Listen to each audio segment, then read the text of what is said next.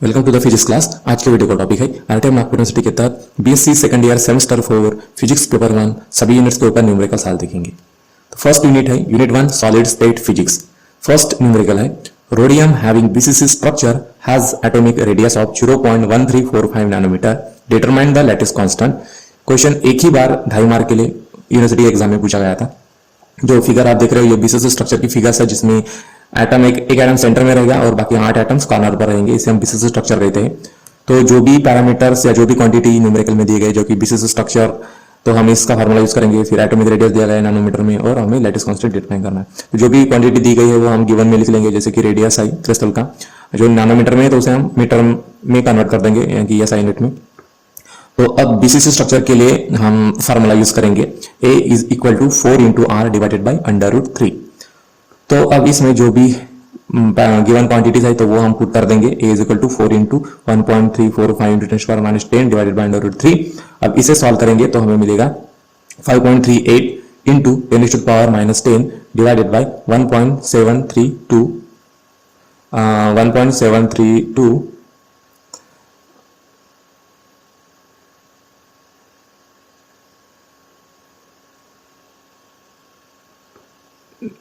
Next इसे solve करने के बाद में मिलेगा A is equal to 3.1 into 10⁻⁻10 metre, और इसे हम एंगस्ट्रॉम यूनिट में कन्वर्ट कर देंगे तो ये मिल जाएगा A is equal to 3.1 angstrom unit. Next question है determine the lattice constant of FCC यानी कि फेस सेंटर क्यूबिक से crystal of radius 1.746 angstrom unit. ये 2 बार क्वेश्चन पूछा गया एग्जाम यूनिवर्सिटी एग्जाम में 2 मार्क के लिए। तो ये जो फिगर देख पा रहे हो ये FCC स्ट्रक्चर है, यानी कि फेस सेंटर क्यूबिक। तो इसमें क्या होता है कि 8 एटम्स कॉर्नर पर होंगे और जो 6 एटम्स होंगे तो वो फेस पर होंगे, क्रिस्टल के सरफेस के ऊपर होंगे। इसे हम FCC स्ट्रक्चर कहते हैं। तो इसमें दिया क्या है कि हमें लैटिस कांस्टेंट निकालना है और FCC स्ट्रक्चर बताया है, इसलिए हम FCC स्ट्रक्चर का फार्मूला अप्लाई करेंगे और रेडियस दिया गया है। जो भी क्वांटिटी दी गई है न्यूमेरिकल में तो वो हम गिवन में लिख लेंगे, जो कि रेडियस है। एंगस्ट्रॉम में दिया गया है तो उसे हम मीटर में कन्वर्ट कर देंगे। 1 एंगस्ट्रॉम यानी 10⁻⁻10 मीटर होता और लैटिस कांस्टेंट हमें निकालना है। अब हम FCC का लैटिस कांस्टेंट निकालने का फार्मूला लगाएंगे, जो कि A is equal to 2 into r √2 है। अब इसमें जो भी गिवन क्वांटिटी है वो लिख लेंगे, पुट कर देंगे। तो यहाँ पर हमें मिलेगा 2 इंटू 1.746 इंटू 10⁻⁻10 इंटू √2। इसे सॉल्व करने के बाद हमें फाइनली लैटिस कांस्टेंट की वैल्यू मिलेगी A is equal to 4.88 into 10⁻⁻10 metre. अब इस मीटर को हम फिर से एंगस्ट्रॉम यूनिट में कन्वर्ट कर देंगे तो हमें लैटिस कांस्टेंट की वैल्यू मिलेगी 4.88 एंगस्ट्रॉम यूनिट। नेक्स्ट क्वेश्चन है calculate the interplanar spacing for 3 to 1 plane in a simple cubic lattice where lattice constant is 4.2 into 10⁻⁻10 metre. एक बार यूनिवर्सिटी के एग्जाम में 2.5 मार्क के लिए क्वेश्चन पूछा गया था। तो जो कि आप फिगर देख पा रहे हो इसमें हम इंटरप्लेनर स्पेसिंग निकालना है, जो कि प्लेन दिया गया है 3 to 1 प्लेन और लैटिस कांस्टेंट दिया गया है। तो अब इंटरप्लेनर स्पेसिंग का मतलब क्या है कि सपोज मान लो कि ये क्यूबिक सेल है, क्यूबिक का एक यूनिट सेल है, क्यूबिक क्रिस्टल का यूनिट सेल है, ठीक है, सिंपल क्यूबिक का यूनिट सेल है। तो यहां पर जो देख पा रहे होंगे कि ये एक फेस है और ये दूसरा फेस है, यानी कि 2 साइड से। तो 2 फेसेस के बीच में जो भी डिस्टेंस होगा that is called the interplanar spacing. तो ये कौन सा प्लेन है? 1 0 0 प्लेन है, लेकिन हमें कौन सा प्लेन का निकालना है? 3 to 1 प्लेन का निकालना है। फिर से दूसरा एग्जांपल दिया गया यहाँ पर 2 to 2 प्लेन के लिए। तो जो 2 प्लेन्स के बीच में जो भी डिस्टेंस है उसे हम इंटरप्लेनर स्पेसिंग कहते हैं। तो जो भी क्वांटिटी दी गई है न्यूमेरिकल में तो उसे हम गिवन में लिख लेंगे, जो कि प्लेन है। अब प्लेन में 3 to 1 क्या है? 3 का मतलब H है, 2 का मतलब K है और L का मतलब L है। अब लैटिस कांस्टेंट जो कि दिया गया है मीटर में दिया गया है तो उसे कन्वर्ट करने की कोई जरूरत नहीं है। इंटरप्लेनर स्पेसिंग का फार्मूला हम अप्लाई करेंगे, जो कि सिंपल क्यूबिक लैटिस के लिए है। तो interplanar spacing of simple cubic lattice is given by d is equal to A divided by √h² plus k² plus l²। तो यहाँ पर h k l की वैल्यू पुट कर देंगे इस फार्मूला में और इसे सॉल्व कर देंगे। सॉल्व करने के बाद हमें मिलेगा d is equal to 4.2 into 10⁻⁻10 divided by √3 का स्क्वायर होगा 9, 2 का स्क्वायर होगा 4 और 1 का स्क्वायर होगा 1। अब इसे ऐड कर देंगे तो हमें मिलेगा √14। अब इसको सॉल्व कर देंगे तो हमें क्या मिलेगा? 4.2 इंटू 10⁻⁻10 डिवाइडेड बाय 3.74। अब फिर से इसे सॉल्व कर देंगे तो हमें मिलेगा 1.12 इंटू 10⁻⁻10 मीटर होगा ये। अब इस मीटर का हम एंगस्ट्रॉम यूनिट में कन्वर्ट कर देंगे तो हमें मिलेगा d is equal to 1.12 angstrom unit, जो कि इसका फाइनल आंसर है। नेक्स्ट क्वेश्चन है if the crystal plane has intersect 1a on x axis and parallel to y and z axis, find Miller indices of plane। अब इसमें आपको plane निकालना है, जैसे कि ये 100 प्लेन है। अब ये 100 प्लेन का मतलब क्या है कि सपोज मान लो कि ये x एक्सिस है, ये y एक्सिस है और ये z एक्सिस है, सॉरी ये x एक्सिस है, ये y एक्सिस है और ये z एक्सिस है। तो ये जो हमारा प्लेन है तो ये x एक्सिस पर टच है, ठीक है, ये x एक्सिस पर टच है। y एक्सिस पर कुछ भी नहीं है यानी कि 0 है। यहां पर देखिए y एक्सिस पैरेलल होना चाहिए और z एक्सिस भी पैरेलल होना चाहिए, यानी कि दोनों एक्सिस पैरेलल होने चाहिए और वो इंटरसेक्ट क्या करना चाहिए, x एक्सिस पर, यानी कि 1a पर। तो इसके लिए जो भी गिवन पैरामीटर्स दिए गए, जो भी क्वांटिटी दी गई है तो वो लिख लेंगे हम, जिसके जैसे कि x एक्सिस पर उसने इंटरसेप्ट किया 1a और y और z को पैरेलल है तो उसके मिरर इंडाइसेस क्या होंगे, यानी कि प्लेन निकालना है। तो जो भी गिवन में तो लिख लेंगे सबसे पहले इंटरसेप्ट्स क्या है, जैसे कि ये क्रिस्टल प्लेन है, x एक्सिस पर 1a पर क्रॉस कर रहा है, टच कर रहा है, तो x की वैल्यू क्या है इसमें 1 होगी। पैरेलल टू y एक्सिस यानी कि वो इंफिनिटी पर टच होगा, पैरेलल टू z एक्सिस यानी कि वो फिर से इंफिनिटी पर z एक्सिस को टच होगा, तो इसके इंटरसेप्ट्स होंगे 1 इंफिनिटी इंफिनिटी। नेक्स्ट होगा रेसिप्रोकल लेंगे, यानी कि 1 का रेसिप्रोकल 1, इंफिनिटी का रेसिप्रोकल 1 बाय इंफिनिटी, फिर से इंफिनिटी का रेसिप्रोकल 1 बाय इंफिनिटी। अब इसको सॉल्व कर देंगे, 1 बाय 1 का मतलब 1 होगा, 1 बाय इंफिनिटी का मतलब 0 होगा और 1 बाय इंफिनिटी का मतलब 0 होगा। तो हमें मिलर इंडाइसेस का मतलब प्लेन मिलेगा जो कि है 100, तो हमारा ये वाला प्लेन होगा। नेक्स्ट यूनिट है यूनिट 2 एक्सरेज। एक्सरेज का फर्स्ट न्यूमेरिकल है, a beam of X rays is incident on a crystal having lattice spacing 2.819 into 10 to the power minus 10 meter. The first order Bragg's reflection is observed at an angle 6 degree. What is the wavelength of X-ray? एक mark 2.5 mark के लिए एक ही बार question पूछा गया था ये। तो अब यहां पर आप देख सकते हो कि एक्सरे जब भी एक्चुअली ब्रैग रिफ्लेक्शन होता क्या है, तो ये ब्रैग रिफ्लेक्शन का फार्मूला है n lambda is equal to 2d sin theta, Bragg's law है। तो जैसे कि मान लो यहां पर एक एटम की लेयर है, एक लेयर और ये दूसरी लेयर, ये फर्स्ट लेयर और ये दूसरे, और इनके बीच में डिस्टेंस है स्मॉल डी का। तो जैसे एक्सरे बीम इंसिडेंट होते हैं तो ये एटम से रिफ्लेक्ट होके ये रिफ्लेक्ट होते हैं, तो इसी को हम क्या कहते हैं, ब्रैग्स रिफ्लेक्शन कहते हैं। तो इसमें जो भी क्वांटिटी दी गई है जो कि फर्स्ट ऑर्डर ब्रैग रिफ्लेक्शन है, ये एंगल दिया गया है 6 डिग्री, इसमें वेवलेंथ निकालना है और ये है लैटिस स्पेसिंग यानी कि स्मॉल डी की वैल्यू है ये। तो हम गिवन में सबसे पहले लिख लेंगे कि इंटरप्लेनर स्पेसिंग जो है डी, जो मीटर में दिया गया है तो हम इसे चेंज नहीं करेंगे। इसके बाद में फर्स्ट ऑर्डर दिया गया है, ये रिफ्लेक्शन फर्स्ट ऑर्डर है, तो n की वैल्यू स्मॉल n की वैल्यू 1 होगी। ग्लांसिंग एंगल या फिर ब्रैग्स एंगल जिसे कहते हैं तो वो 6 डिग्री यहाँ पर लिख लिया हमने।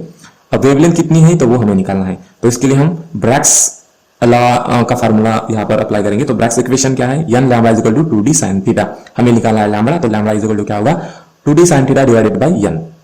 नेक्स्ट इसमें जो भी क्वांटिटी दी गई है वो पुट कर देंगे, तो हमें मिलेगा lambda is equal to 2 into 2.819 into 10 to power minus 10 into sine 6 degree divided by 1। ठीक है, अब इसे सॉल्व कर देंगे हम, तो हमें क्या मिलेगा कि साइन 6 की वैल्यू कितनी होगी 0.1045। अब इसे हम सॉल्व कर देंगे तो हमें लैम्बडा की वैल्यू मिलेगी 0.589 into 10 to the power minus 10 metre है ये। अब इसको एंगस्ट्रॉम यूनिट में कन्वर्ट कर देंगे तो हमें मिलेगा lambda is equal to 0.589 angstrom unit, जो कि ये फाइनल आंसर है इसका। नेक्स्ट न्यूमेरिकल है, monochromatic X ray of wavelength 1.2 angstrom unit are incident on a crystal plane. Find Bragg's angle for second order Bragg's diffraction if interplanar spacing is 1.4 angstrom unit. एक बार 2.5 mark के लिए question पूछा गया है। एक्चुअली ये जो क्वेश्चन है तो वो प्रीवियस क्वेश्चन जैसा ही है, सेम फार्मूला यूज करना है, लेकिन हमें यहाँ पर ब्रैग्स एंगल निकालना है। तो इसमें क्या दिया गया है, फिर से वेवलेंथ दी गई है, ब्रैग्स एंगल निकालना है, ब्रैग्स डिफ्रैक्शन सेकंड ऑर्डर के लिए दिया होगा इसमें, और इंटरप्लेनर स्पेसिंग। तो जो भी न्यूमेरिकल में गिवन क्वांटिटी है तो उसे हम लिख लेंगे, वेवलेंथ दी गई 1.2 एंगस्ट्रॉम यूनिट में, तो इसे मीटर में कन्वर्ट कर देंगे। फिर से इंटरप्लेनर स्पेसिंग है, डी की वैल्यू जो भी एंगस्ट्रॉम यूनिट में दी गई है तो उसे भी हम मीटर में कन्वर्ट कर देंगे। ऑर्डर जो है ब्रैग्स डिफ्रैक्शन का तो वो सेकंड ऑर्डर है, तो इसलिए स्मॉल n की वैल्यू 2 होगी। अब इसमें ब्रैग्स एंगल निकालना है, तो हम ब्रैग्स कंडीशन या ब्रैग्स का इक्वेशन हम यहाँ पर अप्लाई कर देंगे, जो कि है n lambda is equal to 2d sin theta. अब हमें थीटा निकालना है, sin थीटा, तो क्या होगा n lambda divided by 2d।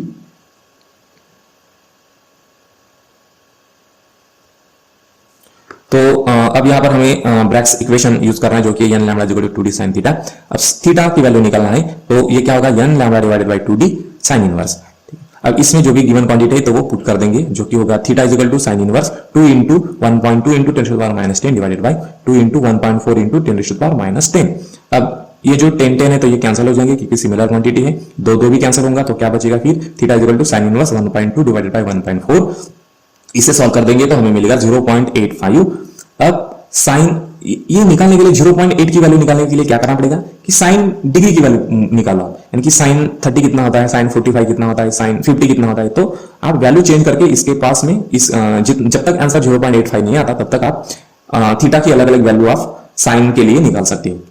तो साइन 59 हमें 0.85 आया है, तो सो ये होगा आपका आंसर इसका ब्रैग्स एंगल का। नेक्स्ट न्यूमेरिकल है X-rays of wavelength 0.5 angstrom unit are diffracted at the angle of 5 degree in first order, calculate the interplanar spacing of the crystal. Same question जो कि प्रीवियस दो क्वेश्चंस हमने देखे थे उसी के ऊपर बेस्ड ये न्यूमेरिकल है, एक ही 2 मार्क के लिए एक ही बार पूछा गया था। तो तीनों में से कोई एक न्यूमेरिकल आप अच्छे से समझ लेते हो तो बाकी न्यूमेरिकल्स आपको समझ में आ जाएंगे। तो इसमें भी वेवलेंथ दी गई है, एंगल दिया गया है, ऑर्डर दिया गया है और इसमें निकालना क्या आपको इंटरप्लेनर स्पेसिंग यानी कि स्मॉल डी की वैल्यू निकालना है। तो गिवन में लिख लेंगे जो कि वेवलेंथ है 0.5 एंगस्ट्रॉम यूनिट, एंगस्ट्रॉम यूनिट है तो इसे हम मीटर में कन्वर्ट कर देंगे। फर्स्ट ऑर्डर है तो स्मॉल एन की वैल्यू 1 होगी, ब्रैग्स एंगल थीटा 5 डिग्री है और इंटरप्लेनर स्पेसिंग निकालना है जो कि स्मॉल डी की वैल्यू है। तो अब हम इसे ब्रैग्स इक्वेशन की कंडीशन लगाएंगे जो कि है n lambda is equal to 2d sin theta, d is equal to n lambda divided by 2d sin theta. इसमें जो भी गिवन क्वांटिटी है वो पुट कर देंगे तो होगा d equal to 1 into 0.5 into 10⁻⁻10 divided by 2 into sine 5 degree. अब साइन 5 डिग्री होता है 0.087। अब इसे हम सॉल्व कर देंगे तो हमें मिलेगा कि d equal to 2.87 into 10⁻⁻10 metre. अब इस मीटर को एंगस्ट्रॉम यूनिट में कन्वर्ट कर देंगे तो हमें फाइनल आंसर मिलेगा d equal to 2.87 angstrom unit जो कि इंटरप्लेनर स्पेसिंग है। नेक्स्ट यूनिट है यूनिट 3 एक्सरे डिफ्रैक्शन। तो फर्स्ट न्यूमेरिकल है calculate the minimum applied potential required to produce X-ray 2 angstrom unit wavelength. एक बार 2.5 मार्क के लिए क्वेश्चन पूछा गया है। तो जो भी एक्सरेज होती है तो वो कैसे निकलती है, ये वाला एक्सरे ट्यूब है, एक राइट हैंड साइड जो कि प्लस साइन में दिया है वो एनोड है जिसे कूलिंग फिन से कनेक्ट किया गया है जो कि टंगस्टन का बना हुआ है ये एनोड। और इसके सामने एक फिलामेंट है। तो जैसे ही फिलामेंट को हम पावर सप्लाई देते हैं यानी कि वोल्टेज देते हैं तो यहां से फिलामेंट से इलेक्ट्रॉन्स निकलते हैं एनोड की तरफ ट्रैवल करते हैं और इसमें इसको स्ट्राइक करते हैं। तो यहां से टकराने के बाद यहां से आपको एक्सरेज निकल के आएंगे। तो जो भी न्यूमेरिकल में दिया गया है कि हमें मिनिमम अप्लाइड पोटेंशियल निकालना है और वेवलेंथ दी गई है तो ये क्वांटिटी हम गिवन में लिख लेंगे। वेवलेंथ दिया गया 2 एंगस्ट्रॉम यूनिट तो इसे मीटर में कन्वर्ट कर देंगे। अप्लाइड वोल्टेज निकालना है यानी कि इस एक्सरे ट्यूब को कितना वोल्टेज अप्लाई करना पड़ेगा ताकि हमें 2 एंगस्ट्रॉम यूनिट का। तो इस न्यूमेरिकल में क्या दिया गया है कि हम कितना वोल्टेज इस एक्सरे ट्यूब को अप्लाई करेंगे ताकि हमें जो एक्सरेज मिल रहे हैं उनकी वेवलेंथ 2 एंगस्ट्रॉम यूनिट होगी। तो हम इसके लिए फार्मूला यूज करेंगे अप्लाइड पोटेंशियल निकालने के लिए V is equal to 124 into 10⁻⁻8 divided by lambda. अब इसमें जो भी क्वांटिटी है वो पुट कर देंगे जो कि 124 इंटू 10⁻⁻8 डिवाइडेड बाय 2 इंटू 10⁻⁻10। अब इसमें क्या करेंगे कि जो भी डिनोमिनेटर है, डिनोमिनेटर का जो पावर है 10⁻⁻10 इसे हम न्यूमरेटर में लेके जाएंगे तो ये प्लस हो जाएगा यहाँ पर। अब इस -8 से 10 गए, कितने बचेंगे, 2 बचेंगे। अब इसे सॉल्व कर देंगे तो हमें क्या मिलेगा V equal to 62 into 10⁻2 volt.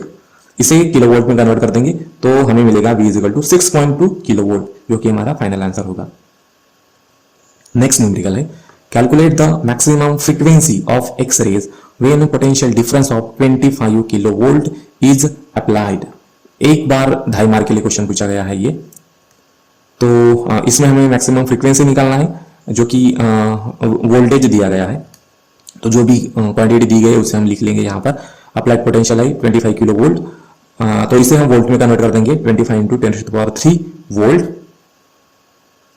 Frequency निकालना है तो फार्मूला हम यूज करेंगे। सबसे पहले हम पोटेंशियल वेवलेंथ लैम्बडा निकालेंगे, वेवलेंथ निकालेंगे। तो वेवलेंथ का फार्मूला है 124 इंटू 10⁻⁻8 डिवाइडेड बाय वोल्ट। तो अब इसमें जो भी क्वांटिटी है वो पुट कर देंगे और इसे सॉल्व कर देंगे। तो जो भी डिनोमिनेटर में 3 है तो वो न्यूमरेटर में चला जाएगा तो माइनस हो जाएगा। तो -8 -3 कितने होंगे, -11। तो लैम्बडा की वैल्यू होगी 4.96 इंटू 10⁻⁻11 मीटर। अब हमें फ्रीक्वेंसी निकालना है तो फ्रीक्वेंसी का formula µ equal to C by lambda. यहाँ पर जो भी क्वांटिटी दी गई है तो वो पुट कर देंगे। सी का मतलब स्पीड ऑफ लाइट जो कि 3 इंटू 10⁸ मीटर पर सेकंड है, और लैम्बडा जो कि हमने यहाँ पर कैलकुलेट किया, ये वाली वैल्यू यहाँ पर पुट कर देंगे। अब यहाँ पर डिनोमिनेटर में -11 है तो ये न्यूमरेटर में चला जाएगा तो प्लस हो जाएगा। 8 और 11 कितने होंगे 18, और जब इसे सॉल्व कर देंगे, सॉरी 8 और 11 होंगे 19।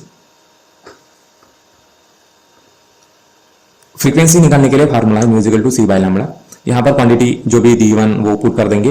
3 इंटू 10⁸ मीटर पर सेकंड, ये तो स्पीड लाइट की स्पीड है, और जो कि लैम्बडा हमने यहाँ पर कैलकुलेट किया, तो ये वैल्यू हम इस डिनोमिनेटर में पुट कर देंगे। तो अब यहाँ पर डिनोमिनेटर में 10⁻11 है, तो इसे न्यूमरेटर में लेके जाएंगे तो ये प्लस होगा। 8 और 11 19 होंगे तो पावर 19 होगा, और 3 डिवाइडेड बाय 4.96 डिवाइड कर देंगे तो हमें मिलेगा फ्रीक्वेंसी 0.60 इंटू 10⁻19 हर्ट्ज। ये फार्मल, तो ये इसका आंसर होगा। नेक्स्ट यूनिट है यूनिट फॉर लेजर।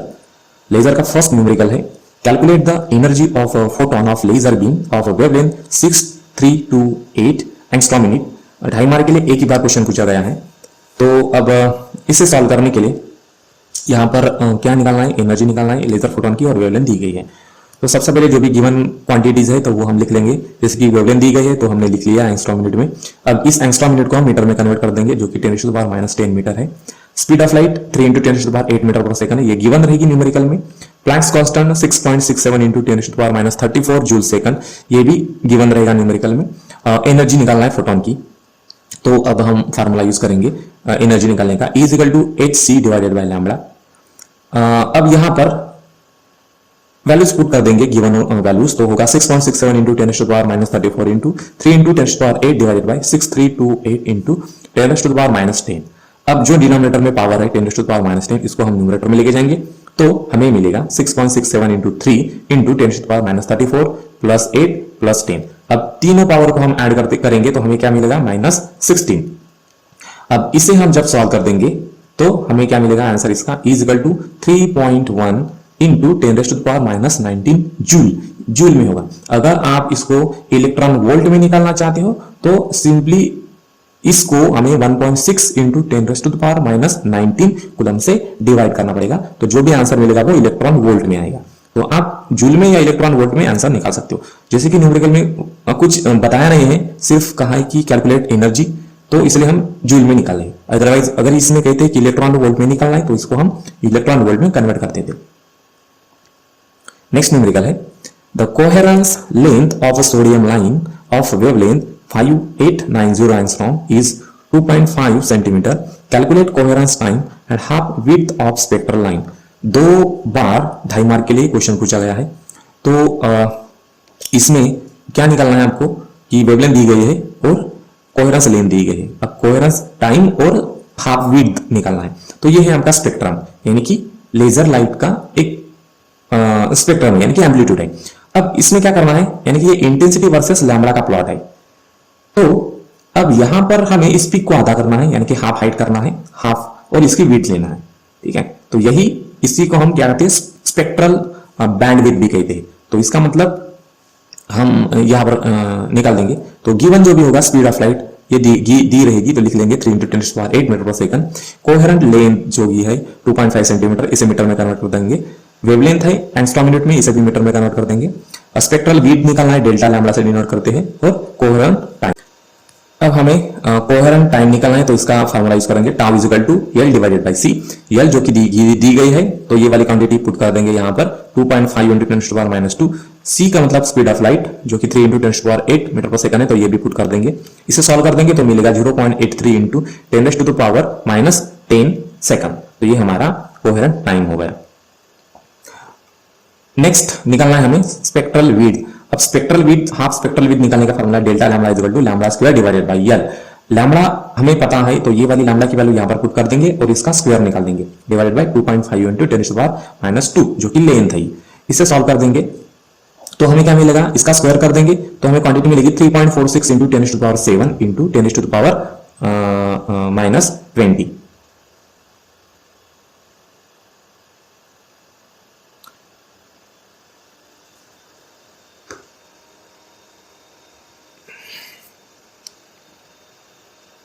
इसे सॉल्व करने के लिए हम इसका स्क्वायर कर देंगे न्यूमरेटर का, तो हमें क्वांटिटी क्या मिलेगी 3.46 इंटू 10⁻7।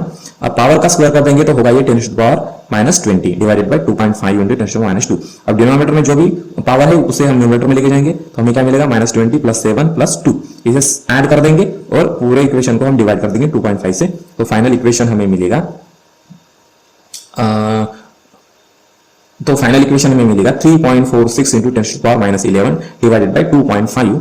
अब इसे सॉल्व कर देंगे तो हमें मिलेगा डेल्टा लैम्बडा 1.384 इंटू 10⁻11 मीटर, जो कि